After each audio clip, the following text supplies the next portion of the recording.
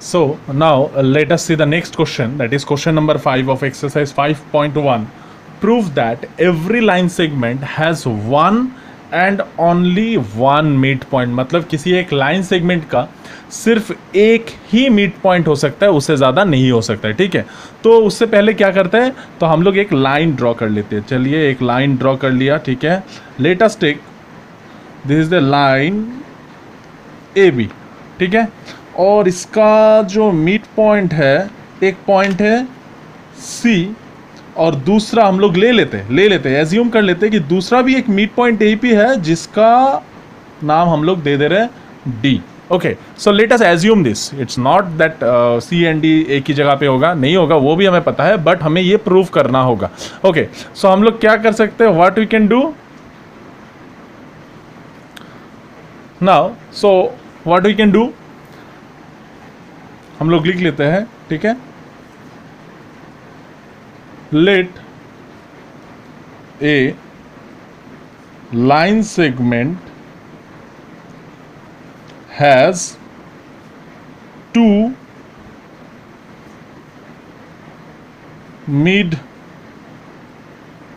Points C and D. ठीक है, तो हम लोगों ने लिख लिया कि एक लाइन सेगमेंट बना लिया ए बी और उसका दो मिड पॉइंट है सी एंड डी. नाउ तो क्या हो सकता है, देखिए, तो A C equals to half of A B हम लोग लिख सकते हैं.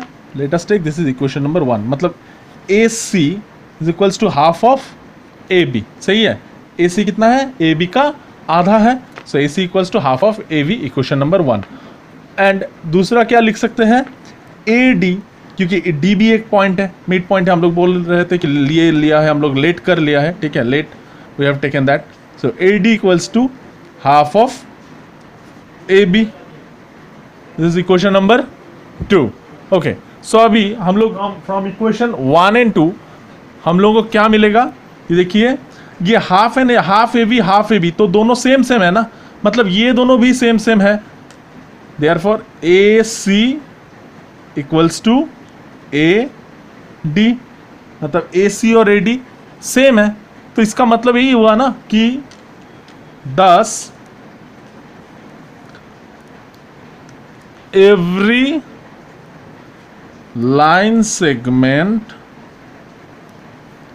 हैज ओनली वन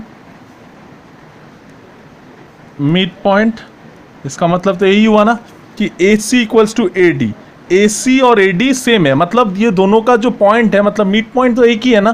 क्यों, अच्छा और एक बात देखिए, हम लोगों ने यहाँ पे क्यों लिखा है, why you have written this half A C equals to A D, because from Euclid's theory हम लोगों को क्या मिला है कि क्या मिला है, sides which are equal to the same sides are equal to one another. Sides which are equal to same sides are equal to one another. मतलब ए सी भी हाफ ऑफ ए बी का equal है, A D भी half of A B का equal है. इसका मतलब क्या है कि इस A C and A D equal है, इसलिए हम लोगों ने यहाँ पे लिख दिया कि A C is equals to A D. So hence it is proved.